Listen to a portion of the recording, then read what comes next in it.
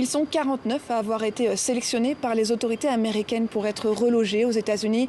Des agriculteurs et leurs familles qui ont été choisis après avoir passé un entretien à l'ambassade américaine. Pour Donald Trump, ces Afrikaners, descendants des premiers colons néerlandais et français, sont injustement discriminés en Afrique du Sud.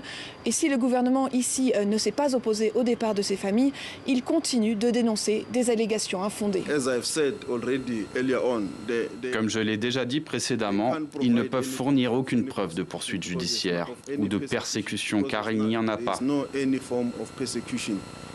Il n'y a aucune forme de persécution à l'encontre des Sud-Africains blancs ou des Sud-Africains Afrikaners.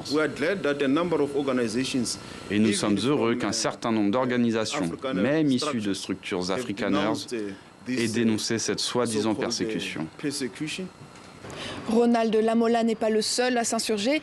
Ici, la nouvelle est majoritairement accueillie avec un mélange de sarcasme et d'indignation, car les Blancs, qui représentent 7% de la population, détiennent toujours plus de 30 ans après la fin de l'apartheid les 3/4 des terres du pays et ont en moyenne 20 fois plus de richesses que leurs compatriotes noirs.